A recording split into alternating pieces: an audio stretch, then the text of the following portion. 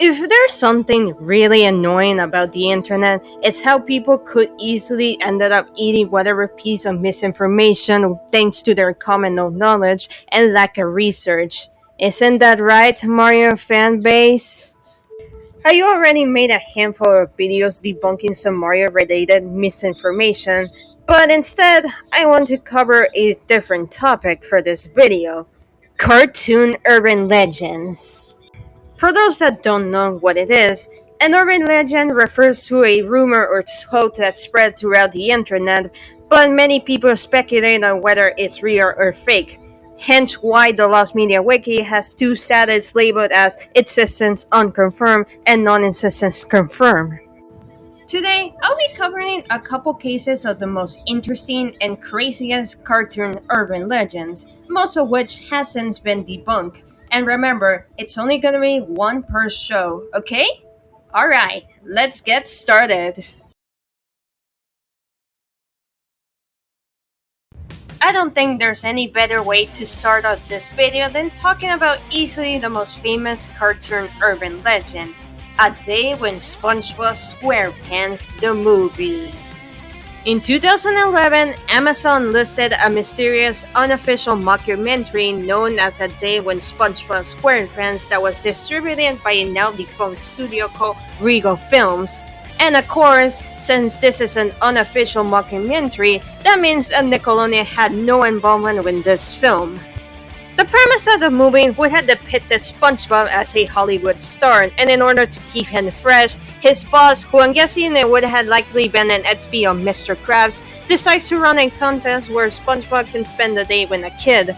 The winner is Seth, but things go horribly wrong. People seriously try to figure it out if this movie was real or fake, because all that we had was the DVD cover art, but even then, it was incredibly off. Like, for example, the supposed kid that plays Seth is actually just a pre-existing stock image. People trying to find information about the studio Regal Films, but unfortunately the official site must have been hacked, because if you attempt to search it, it would lead you to a virus into your computer. Some people have found supposed screenshots of the film, but as you can see, they're just basically a bunch of kids being green screened into whatever crap they found. Seriously, so many people try their best to find A Day When SpongeBob SquarePants. But, as you can probably guess, this entire thing turned out to be one giant hoax. By who? Well, some person called Lorenzo Hawley. Yeah, it's safe to say that many people, especially people that's part of the Lost Media community, were disappointed. But I do have to admit that this is easily a magnificent hoax, because what exactly A Day When SpongeBob SquarePants could have looked like? Would have been some kid being interacting with the animated characters, or just some guy dressed as SpongeBob spending the day walking at various places with some little kid? That's honestly what makes this particular urban legend so charming. It makes you wonder how this thing would have actually looked like if it turned out to be real. And that also brings in a bit of a heads up regarding this particular video of mine. Every single other urban legend I will be covering is going to look pathetic compared to this one.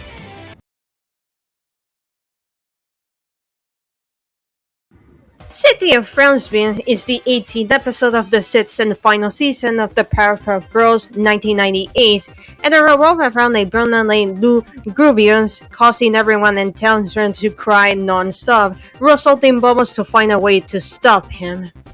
This is one of the most hated episodes from the 1998 cartoon because most of the runtime are just characters crying non-stop.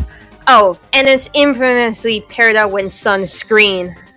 Now, why does this episode exist? Supposedly, some people speculate that this episode was meant to pay tribute to those that had died during the 9/11 attacks, complete with a memorial card at the end that reads the following: "This episode of the Powerpuff Girls is dedicated for the citizens of Manhattan and Hawaii, whose lives were lost during the 9/11 attack and RIP World Trade Center 1966 to 2001. Yeah, there's a lot of things that seem pretty off about this memorial card. There are some grammar errors such as the 9/11 that tag and dedicated for when it's supposed to be dedicated to. They give it a read to the World Trade Center, in which, speaking of which, the most notable thing is that they use the British English center instead of the American English center. The actual episode does not have a memorial card at the end, and that's because City of Frownsville and the infamous Sun screen came out in 2004. Thus, the 9/11 attacks wasn't a big tragic thing like it was back in 2001. And speaking of which, wouldn't it have made more sense to include this title card if the episode would have premiered in like early 2002? The actual reasoning for this episode season is simply because, like with many of the post 2002 movie episodes, the crew were clearly running out of ideas. I mean, need to remind you that during seasons 5 and 6, we also got some genuinely genius episodes, such as the girls somehow mistaking a Sasquatch for their uncle, to the girls being banned from using their superpowers because of Cosmo and Wanda.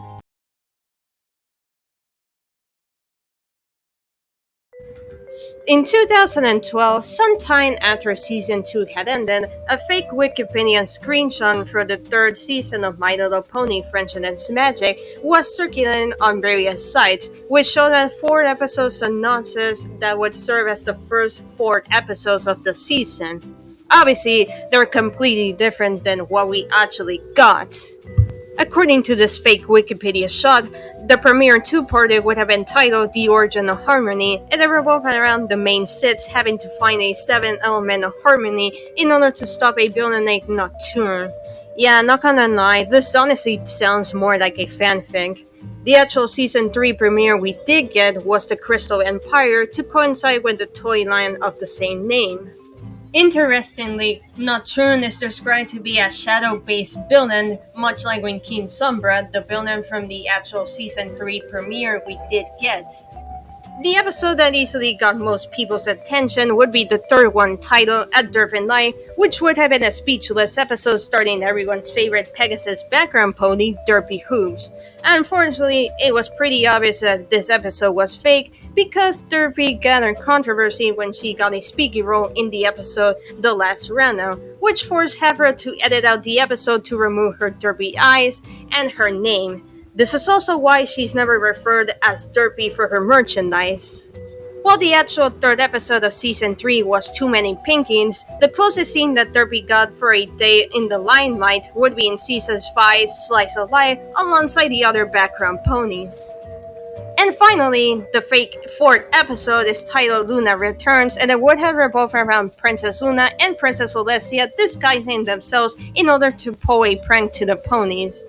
It does definitely sound a bit out of character for Celestia to do something like that, but hey, this could have easily been a much better fourth episode for the third season than freaking One Bad Apple. Ugh. I really like this hoax because Season 3 only has 13 episodes, because Friendship is Magic was originally supposed to end with 3 seasons and 65 episodes, but because it was massively popular with both kids and adults, Hasbro decided to keep the show going until 2019.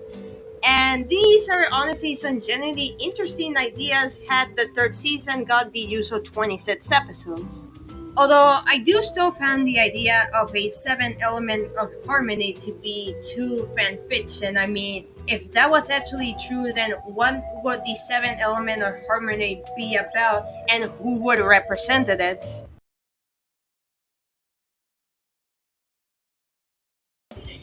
Invader has a handful of unfinished episodes that never got their production completed due to the show getting unfairly cancelled in early 2002.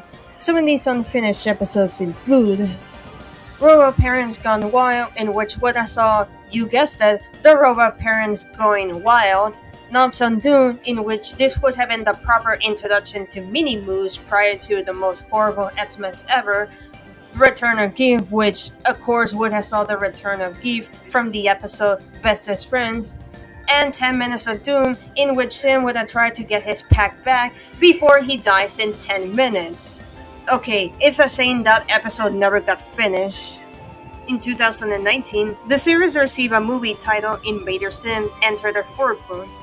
However, prior to that, there have been many rumors speculating that the show was supposed to get a TV movie serving as the grand finale titled Invader Dib.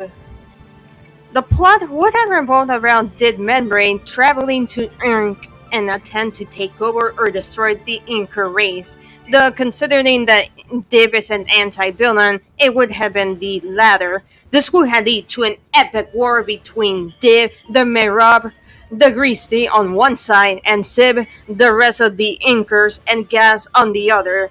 The ending depends on the source, but the most common one depicted Sim winning, somehow becoming the newest tallest, and banishing Dib to Saturn, turning him into a military test subject.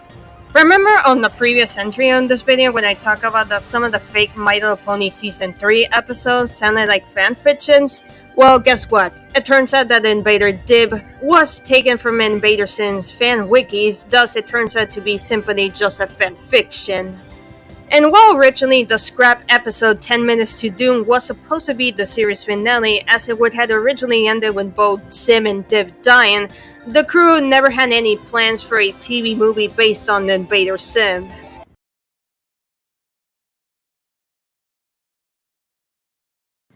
TV Tome was a website notorious for spreading misinformation about cartoons, and the Disney cartoon House of Mouse is notoriously filled with these types of misinformations, which has led to some people believing it was true.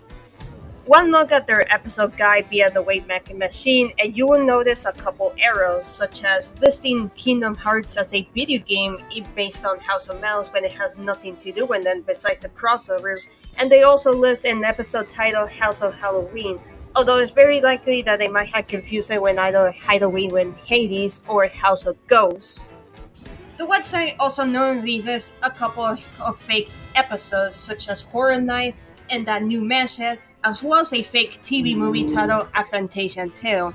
If you attempt to click on them, there's no information regarding them, unlike the next three. Cinnabon for Sleepy Apples would have been about Cinnabon for Fantasia attending to perform at the House of Mouse, only for the witch from Snow White and Pete giving him a Sleepy Apple, and Midman would have tried his best to not replace him, as satellite to his Donald Duck, in which the gang would have tried to give Donald the best birthday party ever, and perhaps the most well-known of these fake episodes, Stitch Night. The episode would have been about Lilo and Stitch being invited over the House of Mouse, but Stitch being, Stitch, causing some wacky shenanigans. The reason why this episode is notoriously the most famous one of these fake ones is because Lilo and Stitch, as well as any other character from their franchise, never made an appearance in House of Mouse, and this was because it only included characters from the Disney animated canon from 1937 Snow White up until 2001 Atlantis, with the exception of Dinosaur from 2000, not because it was only animated in CGI, but because it wasn't considered part of the Disney animated canon until 2010. Also, the website claims there's a scene in which Goofy gets his hamburger stolen by the Hamburglar, and what? Maybe it was intended to be a homage to the McDonald's plushies they made for House of Mouse? Was somebody hungry out there? I don't know, it was completely random. It's worth noting that the titular duo did appear in some of House of Mouse's Flash games, so it's very likely that this is the reason as to why Timmy Tom believed that they did appear in the show, because of this Mandana effect. But simply put, it's a very good thing that this website was shut down, because it was nothing but one giant lie.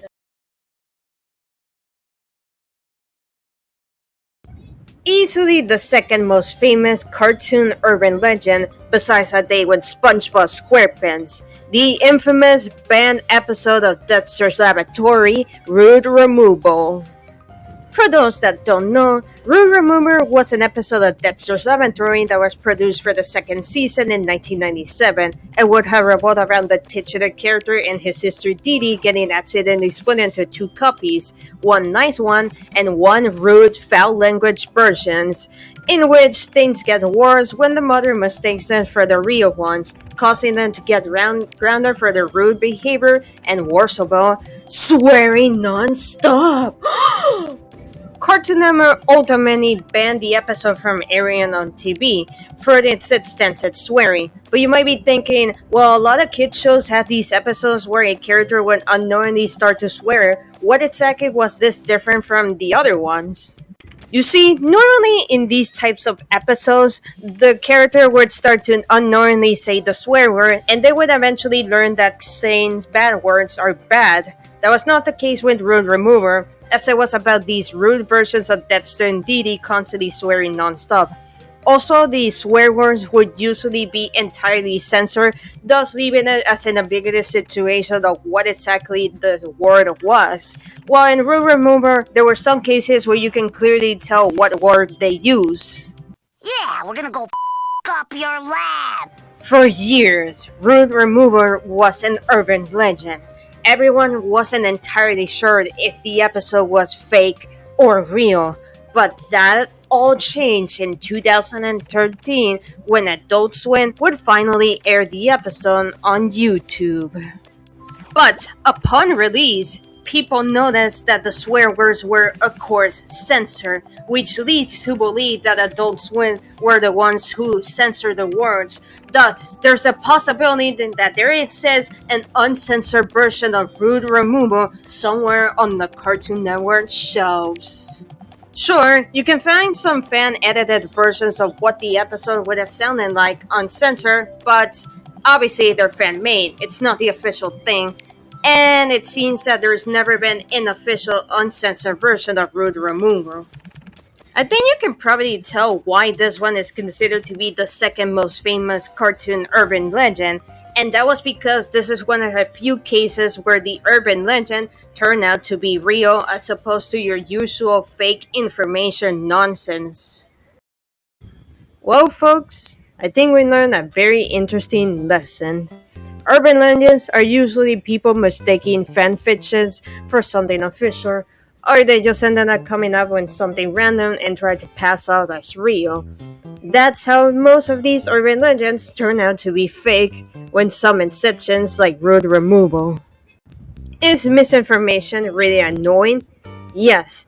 But, of course, with urban legends, you got the ones like A Day with SpongeBob SquarePants, where some people manage to put effort into making something that does sound like could be mysterious, while still turning out to be fake, of course. I do, however, have one advice for you.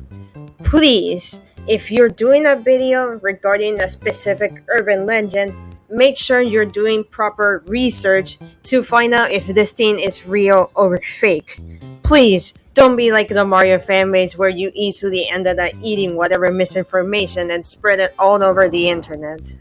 Well, that's it for this video. How many of these urban legends did you end up believing they were real? If you enjoyed this video, you can consider liking and posting a comment about it, or even subscribing to my channel if you want to see more of my videos. Thank you so much for watching, and I will see you guys next time. Bye-bye!